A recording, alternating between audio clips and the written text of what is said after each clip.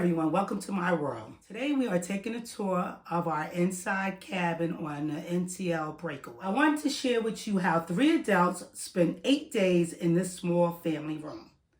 And I mean, this was a small family room. I would not put any families in this room, or let me say, I wouldn't put kids in this room because the kids would just be bouncing off the walls. Instead of just showing you the stateroom as it looked upon our arrival, I thought it would be better to share our experience of how we made the space work for us. Since we booked the stateroom at the last minute, all the accessible rooms were already taken. As a result, John had to put his scooter in the corner on the side of his bed, which worked out fine because there was actually a little space in between the bed and the wall, and we just shoved the scooter right up against the wall in the bed. I decided that we should have twin beds instead of a king bed. Now, as you can see, putting a king in that room doesn't give you too much space. But if you put 2 twins, then it works out well. You have space right up and down the center. And my husband is a snorer. Not only is my husband a snorer, but he sleeps on my shoulder. I can't even describe how he snores, but he sounds like a cow. I'm not even sure if cows snore, but if a cow snored, he would sound like John. John and I have 2 different sleep schedules. I'm early to bed, early to rise. He's late to bed, late to rise. And since we've been married for 40 years or over 40 years, we didn't miss each other because I was on the opposite side of the room, where that was my bed there and Jasmine was on the top. You could sit on that bed with the Pullman down if you're short, but I'm 5'7" and I was bumping my head on the Pullman. Every morning, my daughter Jasmine would take the Pullman and she would put it back. We know from past cruises that the bed on the Pullman is not the most comfortable, and we were prepared. So we bought Jasmine a inflatable mat, which we put on top of the Pullman. So there's a shelf next to the Pullman. I think that's for the people who's sleeping on the Pullman. Over our head, we had night lights, which was very convenient. And we had switches for the entire room so that we didn't have to get up and turn off the lights from the opposite side of the room.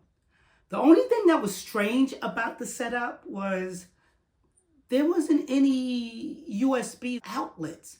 So we couldn't plug in our devices where we slept. But anyway, next to my bed was the vanity.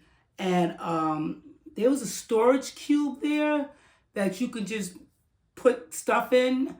I just didn't use it because I was afraid that I would actually leave the items in the storage bin, so I didn't use it. On the side of my bed is the vanity. There's a refrigerator with water in there already from Norwegian Cruise Line. I took that water out of there and put that on top of the vanity, and then I put my water inside the refrigerator. Now, we get water automatically because we're Sapphire Latitude members on Norwegian. So we all get 4 bottles of water each. And because I'm a gambler as well, I get another extra 4 bottles of water because I'm a Pearl member at the casino. And I think I'm a Sapphire at the casino now. I'm not sure. But I think I am after this cruise. But now, on top of the vanity, there's only 2 outlets. One is European, and the other is the US. Now, there's more shelves on the opposite side of the vanity, which it's a nice size, but we didn't use them. There was a lot of shelves inside this room. Over in the closet, though, the shelves in the closet were so tiny. I never seen shelves so tiny. And the closet itself was just like teeny weeny. It was the smallest thing I ever seen was this closet. But it fit all our clothes in there. Everything that we brought that we needed to hang up, we put it right in the closet and it fit without any problem. There's not a lot of hangers, but if you go to the room steward, this room steward would definitely bring you some hangers. I also keep magnets in my luggage. And as you can see, over that TV, I have hats up there and they're held by magnets. Now, let me just skip to this TV.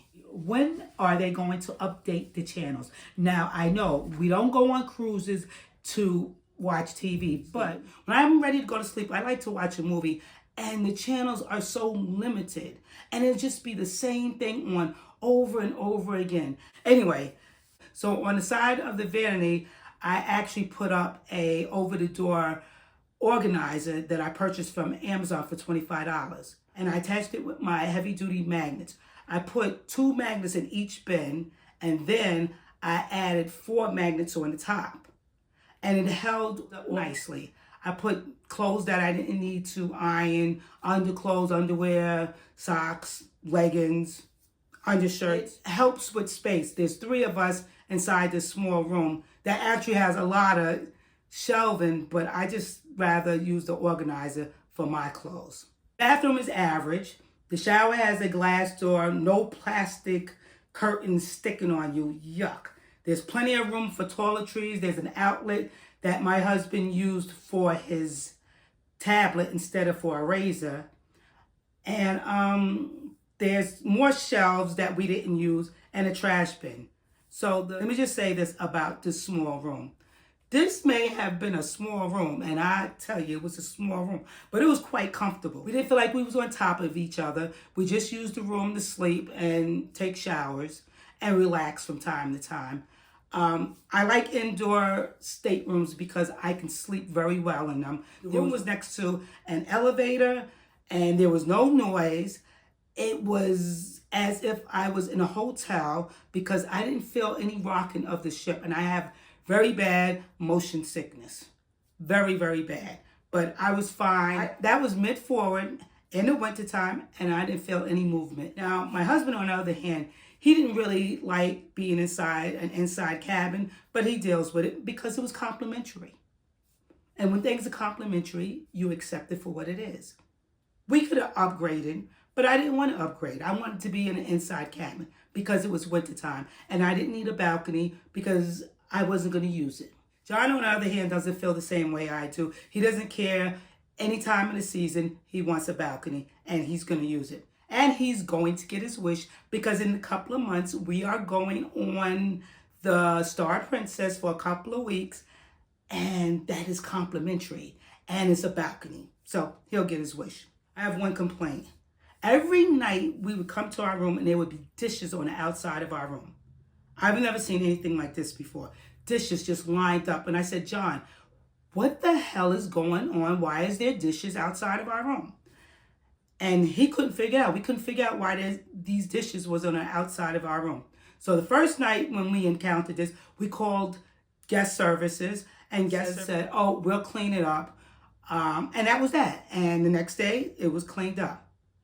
The next day, or the next couple of days, it was the same thing. There was a whole bunch of dishes, forks, spoons, knives, glasses, champagne glasses, mugs, coffee pots, on the outside of our room.